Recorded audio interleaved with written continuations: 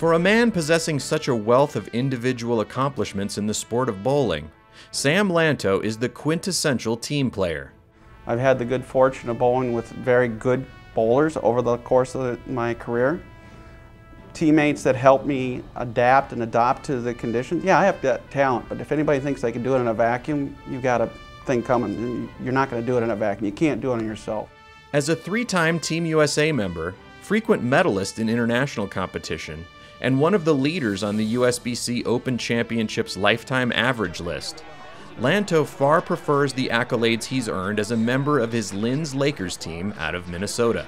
Yes, I was on Team USA. Yes, I bowled in the AMF World Cup.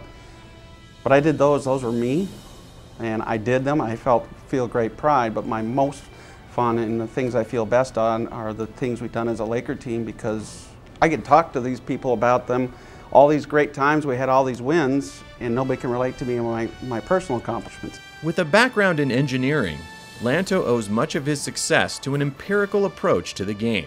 Well, if you break down bowling, yes, it's a skill, but there's an awful lot of engineering that goes into it if you really dig into it. You got the physics of the bowling ball.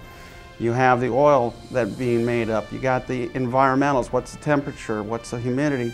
All these things, plus being able to do it and calculate all those things in your brain to make the adjustments, that's not a small computational problem.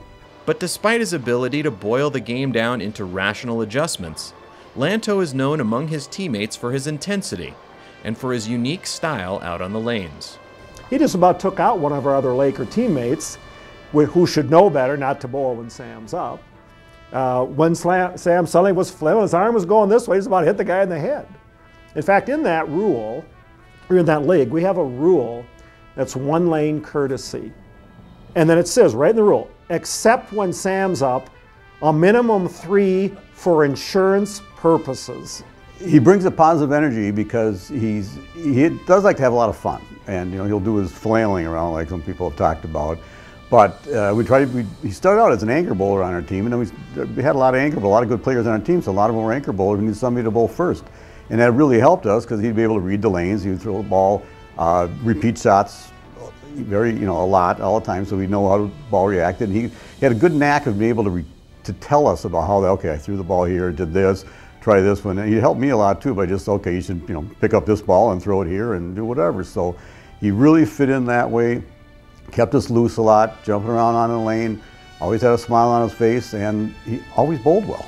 In speaking about his legacy in the sport, Lantto remains true to his dedication to the team concept. I want them to know that as a person who did it right, I tried to abide by the integrity of the sport. I was a good teammate, and I gave bowling a lot more. Bowling gave an awful lot to me, but I tried to give back to bowling by being on the board of directors and being an involved person. For about 10 years I did that. So hopefully they see me as a good representative of the sport and a good bowling citizen.